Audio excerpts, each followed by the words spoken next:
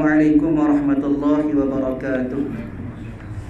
A'udzubillahi minasyaitonir rajim. Bismillahirrahmanirrahim. Alhamdulillahi rabbil alamin.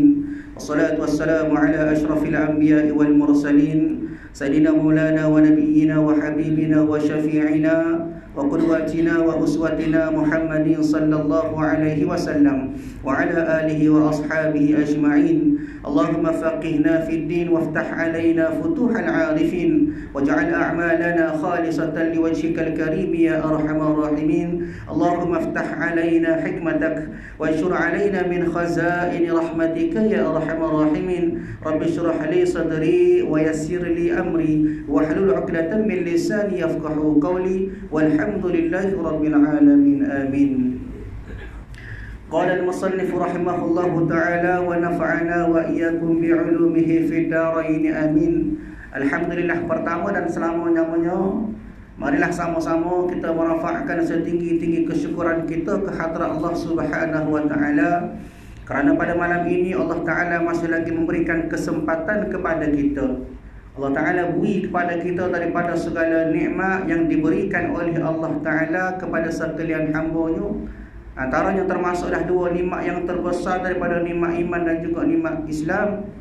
Dan kedua-dua nikmat ini kita minta daripada Allah Subhanahu wa taala supaya berkekalanlah kedua nikmat ini hingga ke akhir hayat kita. Kemudian juga nikmat-nikmat lain, nikmat sihat, semata-mata Allah taala nak kita buat ibadat kepada Allah taala. Bukan sekadar sihat untuk kita cari makan semata-mata, cari harta semata-mata, tetapi sihat itu adalah dengan tujuan kita beribadat kepada Allah Ta'ala. Dan antara salah satu cara kita syukur atas nikmat sihat, iaitulah kita buat amal ibadat kepada Allah Ta'ala. Kalau sihat saja tak ada amal ibadat, makna kita tak bersyukur atas nikmat sihat. Maka sebab itulah tuan-tuan yang dirahmati oleh Allah, pada malam ini kita syukur juga. Sebab Allah Ta'ala himpunkan kita dalam majlis ilmu yang mana dikatakan oleh para ulama sebagai Rawdatun min Riyadil Jannah, satu taman daripada taman-taman syurga. Dan juga ulama sebut kepada kita, bila mana kita duduk dalam majlis ilmu, maka para malaikat pakat turun, malaikat rahmat pakat turun memberikan rahmat kepada kita selagi mana majlis itu, program ilmu itu, majlis ilmu itu tidak bercampur dengan benda mungkar. Maka atas sebab itulah kita bila kita duduk dalam majlis ilmu sentiasa mengalir rahmat kepada kita. Sebab itulah kena rajin-rajin duduk dalam majlis ilmu. Dan alhamdulillah pada malam ini kita ramai. Ada 200 orang malam ni rapat belakang, alhamdulillah. Jadi rajin lepas pada puasa ni deh. Comel. Maknanya semangat kita ada. Sebab apa? Sebab semua ni adalah satu cara bagaimana kita nak dapat redha Allah Subhanahu wa taala, insya-Allah. Tuan-tuan yang dirahmati oleh Allah, pada malam ini kita sambung muka surat 12. Kitab Faridatul Faraid fi Ilmi Al-Aqaid masih lagi membincangkan tentang ilmu akidah. Dan pada kuliah lepas telah pun kita sebut apakah yang dikatakan kepada pecahan kepada daripada 3 perkara utama dalam akidah Islamiyah. Apa dia? Iaitulah iman, Islam dan ihsan. Kemudian pada peringkat ini kita akan sebut, kita akan bincang bersama tentang apakah yang dikatakan sifat kamalan ataupun sifat kesempurnaan bagi Allah Subhanahu wa taala. Bila mana dah ada perasaan kepada kita, dah iman kita sudah ada comel lekat molek, kemudian ada dah jiwa kita berjiwa Islam, kemudian ada semangat kita untuk melakukan ihsan, maka siapa masa kita nak kenal kepada pencipta kita, siapa dia? Allah Subhanahu wa taala. Dia kita nak kenal Allah taala, yang pasti kita kena mengaji ilmu akidah lah. Di dalam ilmu tasawuf tak sebut ataupun tak bincang tentang nak kenal Allah Ta'ala. Begitu juga dalam ilmu tajwid tak ada juga sebut tentang Allah Ta'ala. Jadi nak kenal Allah Ta'ala kena mengaji ilmu akidah. Sebab apa? Sebab Allah Ta'ala merupakan akidah wahidah, akidah utama, akidah yang pertama perlunya kita ada dalam diri kita sebagai pencipta kita, Allah Subhanahu wa Ta'ala. Jadi benda utama perlu kita belajar dalam akidah, iaitulah kita tahu siapa dia pencipta kita. Siapa dia? Allah Ta'ala. Yang mana Allah Ta'ala ini bersifat dengan sifat kamalah. Apa dia sifat kamalah? Iaitulah sifat kesempurnaan. Maka kata ulama rahimahullahu ta'ala, bagi kita yang berada dalam aliran Asy'ariyah Maturidiyah, Maka ijma' ulama daripada aliran Asy'ariyah Maturidiyah mengatakan bahawasanya wajib kita tahu daripada sifat kesempurnaan Allah Ta'ala. Mana kata wajib lagu mana? Wajib kita tahu secara ijmalan. Dia makna secara borong, secara rekah kita tahu apa sifat kesempurnaan bagi Allah Ta'ala. Manakala ulama kita dalam bidang Asy'ariyah Maturidiyah juga menggariskan panduan bagaimanakah kita nak kenal sifat kesempurnaan Allah Ta'ala, maka kena mengaji sifat aqidatul khamsin. Dia termasuk sifat Allah Ta'ala, termasuk juga saya berkaitan dengan Nabi. Dia Allah Ta'ala 20 sifat wajib, 20 sifat mustahil, 1 sifat harus. Begitu juga Rasul-Rasul 4 sifat wajib, 4 sifat mustahil, 1 sifat harus. Barulah dikatakan sebagai aqidatul khamsi, aqidah 50. Jadi tujuan apa? Supaya kita nak melengkapi akidah kita yang dikatakan bertepatan dengan akidah ahli sunnah wal jamaah. Baik, masuk dalam kitab. Maka kami berkata, kami di situ maksud dia pengarang kitab ni lah, Syekh Ahmad berkata bahawasanya wajib bagi Allah Ta'ala tiap-tiap sifat kesempurnaan. Apa maksud wajib? Maknanya tak dapat tiada, pokok mana pun kena ada. Bagi Allah Ta'ala segala sifat kesempurnaan. Makna kata sifat kesempurnaan wajib ada pada Allah Ta'ala dengan sifat-sifat kamalat tersebut yang patut dengan zatnya yang maha tinggi.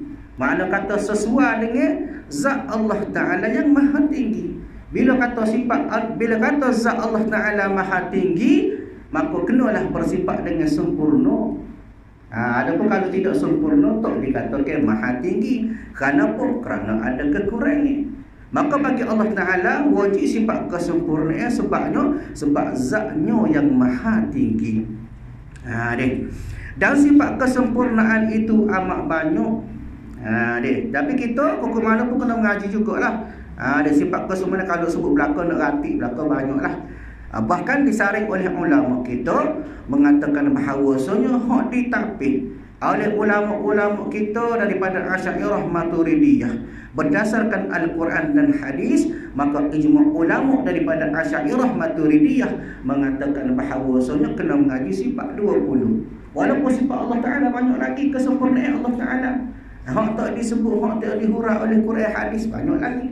Tapi hak wajib kita ngaji sekadar 20 sifat, iaitulah 13 daripadanya kita kena tahu dengan secara ijmalan, secara tafsilan, secara detail, kemudian 7 lagi secara ijmalan, secara buku borong, secara rata. Maknanya sekurang-kurang 20 sifat ini bagi Allah Ta'ala kita kena faham, wajib kita mengaji. Bahkan disebut oleh Imam As-Sanusi rahimahullahu ta'ala di dalam kitab dia Matan Umul Barahi pada muka surat pertama lagi, katanya lagu mana? Wa yajibu ala kulli mukallaf syar'an an ya'rifa ma yajibu fi haqqi maulana jalla wa azza wa ma yastahilu wa ma yajuzu wa kadzalika yajibu alaihi an ya'rifa mithla dhalik fi haqqi rasul alaihi wassalatu wassalam. Imam Sanusi sebut kepada kita dalam kitab dia Matan Umul Barahi, katanya lagu mana? Dan wajib ke atas setiap mukallaf. Mana kata wajib, tak ada masa ataupun tak ada peluang kita nak menapi. Hukum mana pun kena mengaji. Sebab apa? Hukum taklifi dia jadi wajib atas setiap mukallaf. Mukallaf yang pernah kita sebut, pernah kita huraikan sebelum ni, antara sifat-sifat mukallaf dia kena balik, dia kena sampai suruh Islam kepada dia. Dia ada 4 ciri-ciri dia. Maka mukallaf ini secara syarak kena mengaji, kena wajib tahu untuk mengetahui apa yang wajib pada hak Allah Ta'ala, yang mustahil bagi Allah Ta'ala, dan apa yang harus bagi Allah Ta'ala.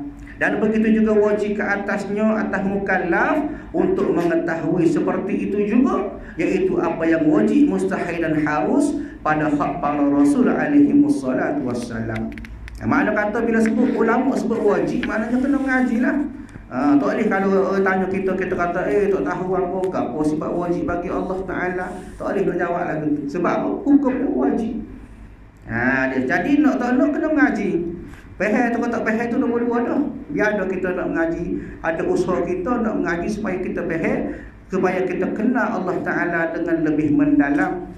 Barulah kita rasa kita ni sempurna daripada iman kita kepada Allah Ta'ala. Ni kadang-kadang kita mengaku kita beriman dengan Allah Ta'ala, sayang kepada Allah Ta'ala, kasih kepada Allah Ta'ala, tapi Allah Ta'ala kita tak siap kenal. Jadi pelik, big, ajaib. Maknanya kena mengaji biar kenal Allah Ta'ala. Sebab itu antaranya benda yang wajib kita percaya bahawasanya wajib bagi Allah Ta'ala itu sempurna, tidak ada kekurangan bagi Allah Ta'ala. Sebab apa? Sebab dia ni bersifat dengan maha tinggi, Al-Aliyyu. Dalam Asma'ul Husna ada nama Allah Ta'ala Al-Aliyyu, maha tinggi. Maknanya sesuailah dengan Allah Ta'ala bila Allah Ta'ala sempurna. Sebab apa? Sebab Allah Ta'ala ni bersifat dengan maha tinggi. Dan sifat kesempurnaan itu amat banyak, tiada meliputi dia, mana tidak meliputi dengan dia, melainkan kecuali Allah Subhanahu Wa Ta'ala jua. Maknanya tak boleh nak lawan lah setara Allah Ta'ala tu. Dia tak boleh nak lawan, tak boleh nak meliputi, melainkan Allah Ta'ala jua bersifat dengan segala sifat kesempurnaan. Maka tuan-tuan yang terhormati oleh Allah Ta'ala, kita kena faham bila mana sifat kesempurnaan dia ada 2 ciri dia. Apa dia? Yang pertama istighna, terkaya. Terkaya. Apa maksud terkaya?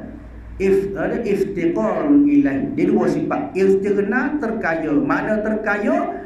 Tidak berhajat kepada benda lain. Itu Allah Ta'ala.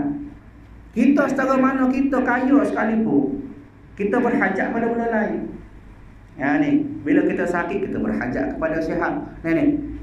Bila kita tak ada duit, kita berhajat kepada duit. Kaya setara mana pun mesti ada hajat kehendak dia. Tapi Allah Ta'ala ni tidak berhajat.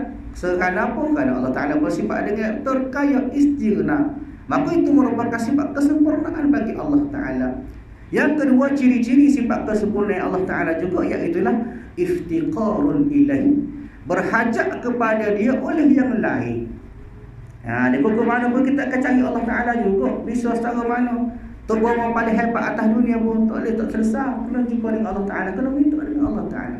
Sebab apa? Sebab Allah Ta'ala ni iftiqarun ilaih, berhajat segala setiap sesuatu kepada dia semata-mata. Itu baru boleh katakan sempurna. Ni kadang-kadang kita mengaku Tuhan, dia mengaku Tuhan. Kadang-kadang kita mengaku kita paling bisa, paling hebat, tapi lah nak kepada Allah Ta'ala juga. Maknanya kita tidak bersifat dengan kesempurnaan lah. Baik, maka wajib disabitkan baginya, bagi Allah Ta'ala itu atas jalan ijma'. Maka wajib ditetap, disabit mana kena tetap baginya, bagi Allah Ta'ala, baginya, bagi sifat kamalat tadi, sifat kesempurnaan atas jalan ijma'. Maknanya kita kena faham bahawasanya segala sifat kesempurnaan itu ada pada Allah Ta'ala. Ada pun bagi kita makhluk tak boleh bersifat dengan kesempurnaan. Sebab tu dalam Quran sebut khuliqal insanu dha'ifa, dijadikan manusia itu dalam keadaan lemah. Lemah. Maknanya bermacam-macam sifat kekurangan ada pada diri kita. Maknanya wajib bagi Allah Ta'ala bersifat dengan sempurna, dan mustahil atasnya, atas Allah Ta'ala, tiap-tiap sifat kekurangan. Makna kata mustahil, maknanya tak boleh terima akal. Dia tak logik, tak percaya. Bapa sekiranya Allah Ta'ala itu bersifat dengan kekurangan, dan iaitu amat banyak. Supaya tak adil lah, supaya sifat kesempurnaan juga banyak.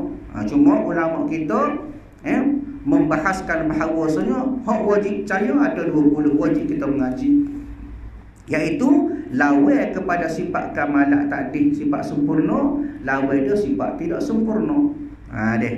Tiada menghinggakan dia, makna tiada terkira, terhitung. Itu maksud tiada menghinggakan dia, melainkan ia Subhanahu Wa Ta'ala. Tak ada orang tahu kecuali Allah Ta'ala tahu. Dia setahu mana kita buat senara sekalipun, hanya sebenar-benarnya Allah Ta'ala yang tahu segala-gala. Maka wajib, maknanya wajib pada kita, pada mukallaf, dicucikan dia, maknanya dinafikan akan Allah Ta'ala daripada Allah Ta'ala. Mana dinafi daripada sifat-sifat kekurangan tadi bagi Allah Ta'ala lah. Tak boleh kita nak kata Allah Ta'ala bersifat lemah. Tak boleh kita nak kata Allah Ta'ala bersifat kekurangan. Atas jalan ijma', di atas jalan umum tak boleh nak kata lagu tu. Dan dalil di atas demikian itu bahawasanya jikalau tiadalah bersifat dia dengan segala kesempurnaan, maka nescaya bersifat ia dengan segala lawannya. Gapo dia? Iaitu segala sifat kelemahan, sifat kekurangan. Kalau kata Allah Ta'ala tu tak sempurna, maka tentu dah tak sempurna dia lagu tu lah pilihan dia. Dia. Maka kalaulah Allah Ta'ala itu tidak bersifat sempurna, maka tentu dah Allah Ta'ala bersifat dengan segala kekurangan. Dan kekurangan atas Allah Ta'ala itu mustahil, tak timakan. Sebab apa? Kerana jikalau bersifat Allah Ta'ala dengan kekurangan, nescaya tiada menjadilah ia akan Allah Ta'ala akan sesuatu daripada alam ini. Maknanya kalau kata Allah Ta'ala lemah, dia tak boleh nak buat alam. Dia secara hebat, kita tengok alam pun terkejut dah dengan comelnya, dengan hebatnya alam semesta ni, air terjun dan sebagainya, comel Allah Ta'ala buat. Atas kekuasaan Allah Ta'ala, atas sifat kudrat Allah Ta'ala berserta dengan sifat iradat Allah Ta'ala, dia nak buat, maka jadilah benda tu. Dia kalau Allah Ta'ala tidak sifat dengan kesempurnaan, Allah Ta'ala lemah, maka tak jadi. Maknanya katanya, apa bukti Allah Ta'ala itu kuasa? Mana kita tengok pada alam ni, kita tahu dah. Kita cuba kita nak buat apa? Benda contoh kita kata nak buat buah lima sebutir, tak boleh. Cuba buah nyo sebutir, tak boleh. Maknanya Allah Ta'ala ni comel susu, comel dah. Daripada anak benih, daripada pokok, tubik buah, tubik daun, tubik ranting sebagainya, semua tu atas aturan Allah Ta'ala. Bahkan hebatnya Allah Ta'ala ini tuan-tuan yang dirahmati oleh Allah, dia tahu berlaku. Itu sifat Allah Ta'ala, innallaha alimun.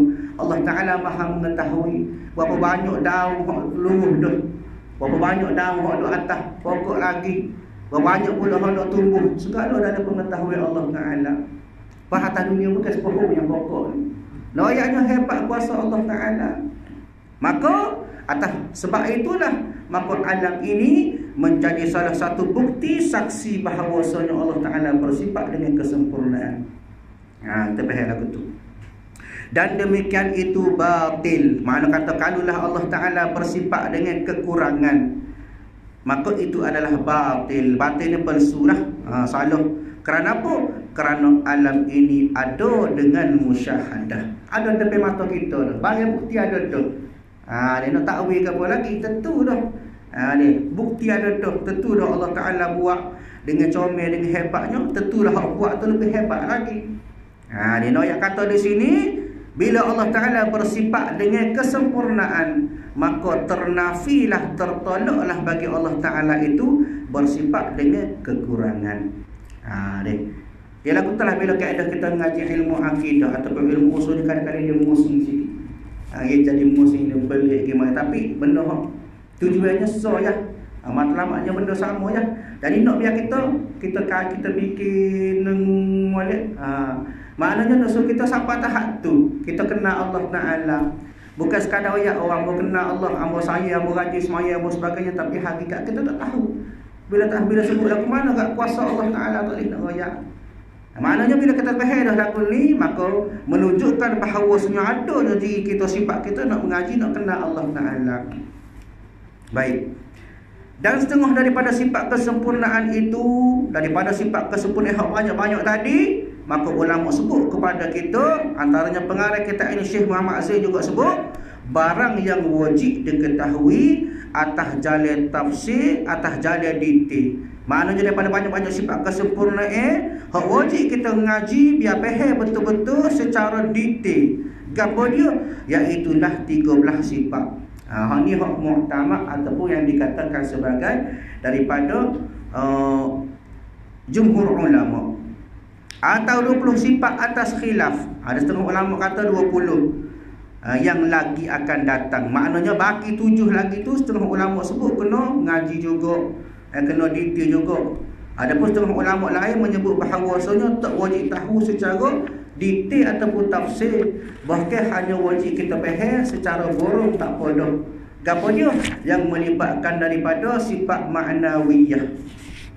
Dia kalau kita pernah hamba sebut pada orang kuliah sebelum ini, yang dikatakan kepada sifat ma'nawiyah, 7 sifat terakhir daripada sifat 20. Dia pernah sebut pada kuliah-kuliah yang lepas tentang apakah yang dikatakan kepada pembahagian kepada sifat 20. Dia ada 4 bahagian. Apa dia? Yang pertama sifat nafsiyah. Sifat nafsiyah ni hukukun ala Allah. Atas Allah Ta'ala, sifat nafsiyah, sifat tertakluk pada Allah Ta'ala semata-mata. Apa dia? Sifat yang pertama iaitulah sifat wujud. Hak ni atas Allah Ta'ala semata-mata, sifat nafsiyah. Dia. Yang kedua sifat salbiyah.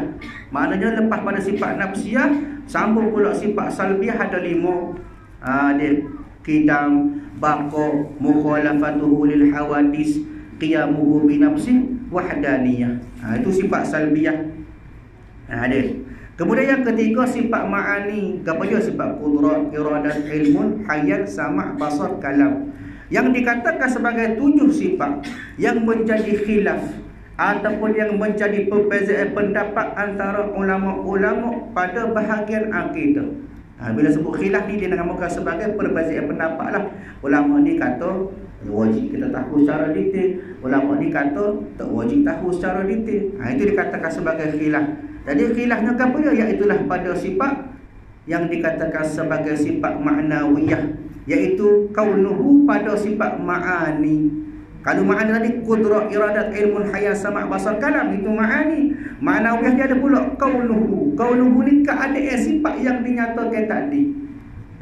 Ni maknanya nak menguatkan lagi. Dia contoh kita kata sifat qudrat. Qudrat ni kekuasaan Allah Ta'ala.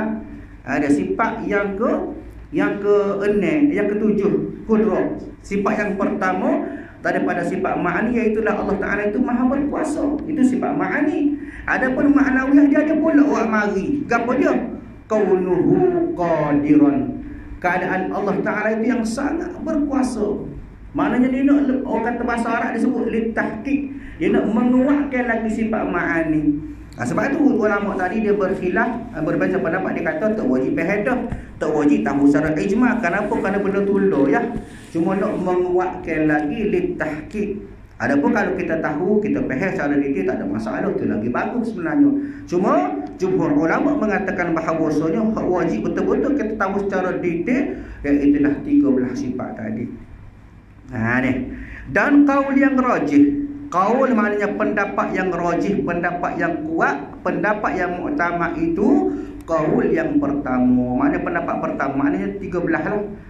Wajib 13 tahu secara detail, secara jelas, secara kemah-keming lah daripada 13 tadi. Dan 7 yang tinggal itu, baki tadi itu wajib diketahui atas jalan ijma'. Maknanya sekadar kita tahu secara borong. Bezanya kepada tambah perkataan kaunuhu. Kalau qudrat, kaunuhu qadiran.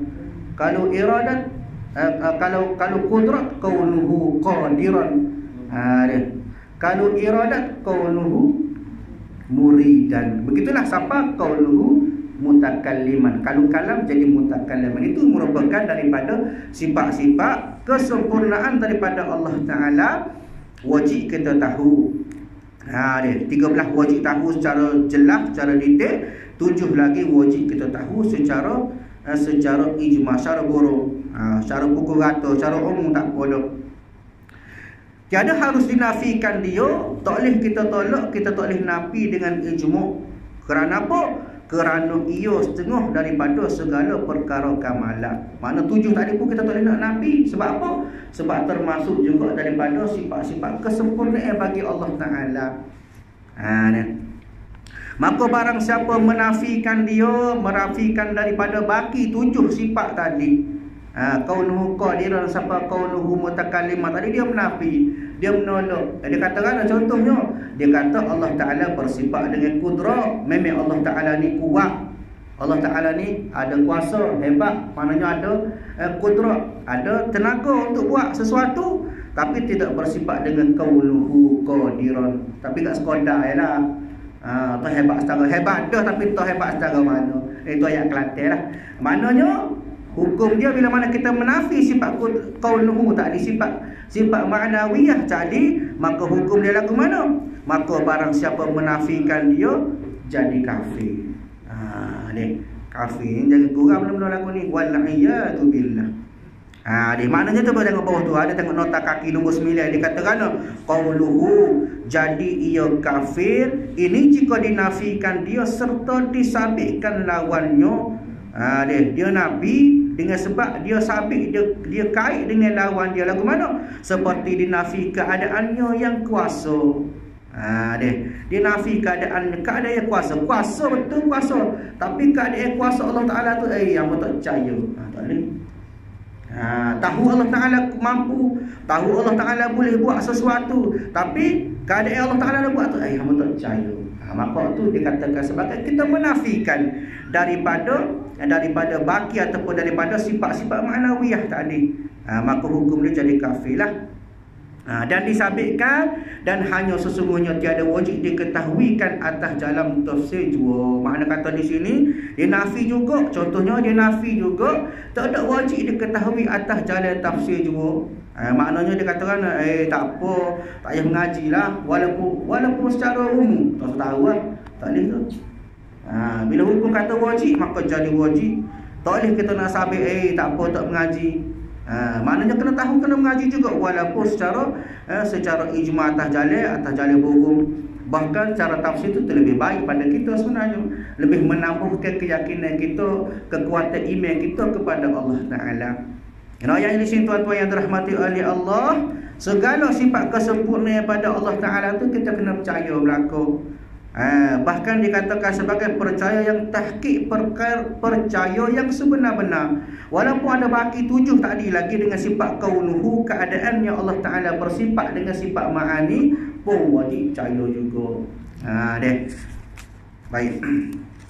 Maka yang pertama daripada 13 sifat itu, makna yang pertama daripada sifat-sifat yang dikatakan sebagai wajib kita tahu secara tafsil dan secara detail. Apa dia? Iaitulah wujud. Wujud artinya ada. Baik. Dan dikenali dengan wujud itu wujud yang zati. Mana kata wujud yang sebenar-benar.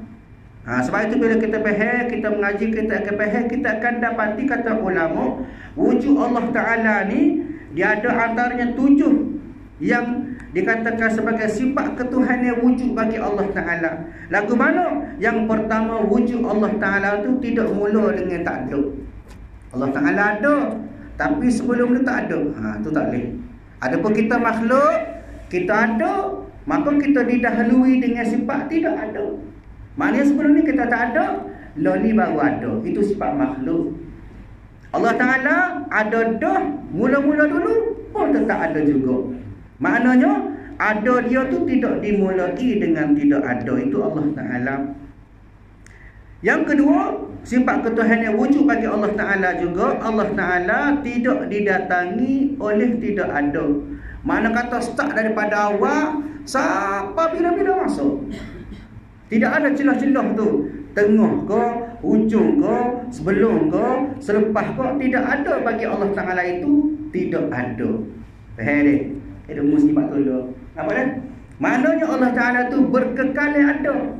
Maksudnya tidak ada lah pada Allah Ta'ala itu sifat tidak ada. Yang ketiga, sifat ketuhanan wujud bagi Allah Ta'ala. Allah Ta'ala itu tidak dari sesuatu. Makna kata start daripada Allah Ta'ala, daripada awal dia lah Allah, tengah-tengah pun dia lah Allah, hujung suku dia lah Allah, sampai bila-bila dia lah Allah. Maknanya tidak ada lah dia ni daripada sesuatu benda lain ke, ataupun benda yang menciptakan dia ke, tidak ada. Itu maknanya wujud Allah Ta'ala tidak daripada sesuatu. Yang keempat, sifat ketuhanan wujud bagi Allah Ta'ala, Allah Ta'ala tidak mengharapkan sesuatu. Wujud Allah Ta'ala tak sirka kapu-kapu. Inilah yang dikatakan sebagai istighna, terkaya Allah Ta'ala. Dia maknanya dia lah, atas dia lah, tapi tak sir kepada kapu-kapu, tak sir kepada sesuatu. Itu wujud Allah Ta'ala. Wujud kita wujud makhluk sentiasa berharap kepada sesuatu. Yang kelima, wujud Allah Ta'ala juga tidak dihubungi oleh sesuatu, tak ada menyambung. Daripada awal dia lah Allah Ta'ala, tak ada wasilah, tak ada perantaraan, hanya dia semata-mata atas kuasa dia. Baik. Yang keenam, Allah Ta'ala sifat wujud ketuhanan dia juga, adanya Allah Ta'ala bukan juga kerana sesuatu. Bukan kata ada Allah Ta'ala tu kerana ada makhluk, tak. Makhluk ni hanya sebagai bukti ada Allah Ta'ala, tapi tak bermaksud ada Allah Ta'ala kerana ada makhluk. Itu sifat Allah Ta'ala, wujud Allah Ta'ala. Dan yang terakhir kata ulama rahimahullahu ta'ala, sifat ketuhanan wujud bagi Allah Ta'ala juga, tidak adalah wujud Allah Ta'ala itu didatangi perubahan. Daripada awal lagu itulah Allah Ta'ala, awal, tengah, akhir, sampai bila-bila tidak ada perubahan bagi wujud Allah Ta'ala. Itu kita kena faham. Kenapa? Kerana wujud Allah Ta'ala secara keseluruhannya tidak akan sama dengan wujudnya makhluk. Sebab itulah dikatakan tadi, dan dikehendaki dengan wujud itu, makna wujud Allah Ta'ala itu wujud yang zati, sebenar-benarlah. Dengan makna bahawasanya ada Allah Ta'ala itu tiada dengan memberi bekas oleh yang lainnya. Mana tak, tidak kerana orang lain, ada Allah Ta'ala tidak kerana benda lain. Lagi yang tiada menerima Adam, maknanya tidak menerima ketiadaan pada Allah.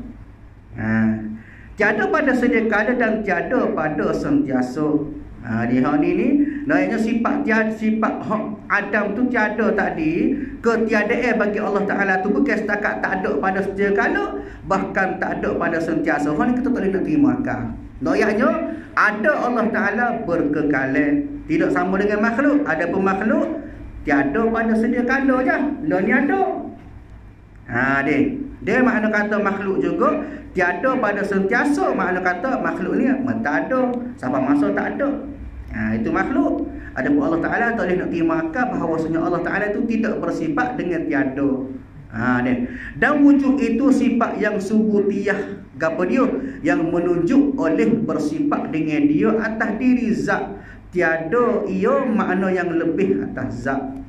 Lagu mana? Dan memadalah akan mukallaf bahawa mengetahui bahawasanya Allah Subhanahu wa ta'ala itu mawjud, maknanya Allah Ta'ala itu ada sebagai wujud yang tiada tasawur pada akal ternafinya. Mana kata lagu mana? Wujud Allah Ta'ala tiada tasawur, maknanya tak sampai akal, tak boleh nak fikir wujud Allah Ta'ala tu lagu mana. Kita boleh tahu lagu ni wujud Allah Ta'ala, mana kata Allah Ta'ala ada sebelum ada, kemudian ada selepas ada, mana kata berkekalan ada. Kita boleh tahu, tapi tak boleh nak gambar. Kenapa? Kerana Allah Ta'ala itu bukan benda untuk digambar-gambar.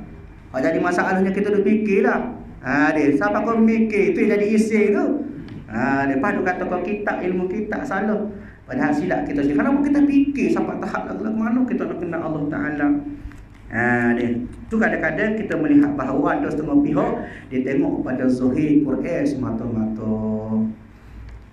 Allah Ta'ala duduk atas harah dalam Quran sebut kono-kononya. Maka kenapa fikiran dia sampai akal? Dia fikir dengan akal, maka sebab tu sampai kepada keadaan tersebut. Fikir Allah Ta'ala ada tangan, yadullah fawqa aydihim. Dia fikir Allah Ta'ala tangan. Kenapa Quran sebut? Sedangkan Allah Ta'ala bukan benda yang kita boleh fikir dengan akal, tak boleh nak gambar dengan akal. Itu sifat bagi Allah Ta'ala lah. Makna kata tiada tasawur pada akal ternafinya, maknanya tak boleh terima akal sekiranya kita nak gambar-gambar Allah Ta'ala dalam fikiran kita. Itu maksudnya. Wujud Allah Ta'ala tu lagu tu lah. Maknanya tak boleh nak fikir Allah Ta'ala wujud ni lagu mana, suka kita ke, congok ke, duduk tempat ke, tak ada. Kenapa? Kerana Allah Ta'ala tidak bersifat dengan sifat makhluk. Kalau kita kata Allah Ta'ala bertempat, itu sifat makhluk. Allah Ta'ala duduk atas langit, itu sifat makhluk. Sebab apa? Sebab ada tempat. Baik. Dan wajib atas mukallaf mengetahui bahawasanya wujud Allah Ta'ala itu ain zatnya atau lainnya daripada zatnya, kerana demikian itu setengah daripada ghawamidil kalam. Dia maknanya kadang-kadang kita nak fikir di sini bahawasanya tak sapa. Sebab itulah benda dia menjadi satu masalah, satu keadaan rawamidul kalam. Tengok bawah tu dia tulis apa dia? Nombor 10 tu. Artinya daripada beberapa masalah yang dalam tersembunyi pada ilmu usuluddin. Maknanya kata benda ni dalam masalah ilmu usuluddin inilah yang dikatakan sebagai benda hak tak sapa akal. Sebab tu yang kita perlu fikirlah. Maknanya tak perlu fikir sampai tahap tu. Hanya sekadar kita faham Allah Ta'ala bersifat dengan sekian. Kadang Allah Ta'ala ini bersifat dengan kesempurnaan. Mustahil bagi Allah Ta'ala bersifat dengan segala kekurangan. Sekat tu yang kita. Dan mustahil maknanya mustahil bagi Allah Ta'ala itu lawan pada sifat wujud tadi ke apa dia? Iaitulah Adam. Artinya tidak ada. Di mana itulah yang dikatakan sebagai sifat pertama, iaitulah sifat wujud Allah Ta'ala. Tidak serupa dengan makhluk. Tak boleh nak gambar, tak boleh nak susun dalam kepala kita lagu mana keadaan wujud Allah Ta'ala. Cuma yang pasti kita kena ngaji lagu mana cara kita nak tahu keadaan Allah Ta'ala itu. Lagu mana keadaan Allah Ta'ala dengan keadaan kita hanya belajar, tak boleh nak gambar, tak boleh nak tasawur pada akal kita. Jadi tuan-tuan yang dirahmati oleh Allah Subhanahu Wa Ta'ala, lagu itulah keadaan bila kita mengaji akidah, mengaji usul, kadang-kadang jadi pening. Cuma kita ambil pendekatan. Bila sampai tahap akal kita tak boleh nak fikir, jangan tebing. Hanya sekadar kita mengaji ke pihak ulama royak sekatu ya. Maka tuan-tuan terhormati oleh Allah, mudah-mudahan perkongsian kita pada malam ini memberi sedikit kefahaman kepada kita tentang bagaimanakah cara kita nak mengenal Allah Ta'ala dengan cara kita mengaji sifat 20, insya-Allah. Jadi mudah-mudahan pada malam ini memberi pengajaran kepada kita apa yang baik itu datang daripada Allah Subhanahu Wa Ta'ala. InsyaAllah apa yang buruk itu datang daripada Allah sedikitlah, mungkin dari segi bahasa tak kena, tapi mudah-mudahan juga tidak memberi salah faham kepada kita, dan kita boleh baca, kita boleh faham dengan baik tentang cara kita nak mengaji ilmu akidah ini, insyaAllah. Sambung kuliah kita pada minggu depan, insyaAllah. A'udzubillahi minasyaitonir Alhamdulillahirabbil alamin. Wassalatu wassalamu ala asyrafil anbiya'i wal mursalin wa ala alihi wa ashabihi ajma'in. Allahumma inna nas'aluka ridhaka wal jannata wa na'udzubika min sakhatika wan nar. Allahumma innaka 'afuwun karimun tuhibbul 'afwa fa'fu 'anna wa 'an walidina wa 'an jami'il muslimina wal muslimat wal mu'minina wal mu'minat bi rahmatika ya arhamar rahimin. Rabbana atina fid dunya hasanah wa fil akhirati hasanah wa qina 'adzabannar. Wassallallahu ala sayyidina Muhammadin wa ala alihi wa ashabihi ajma'in. Walhamdulillahirabbil alamin. Assalamualaikum warahmatullahi wabarakatuh.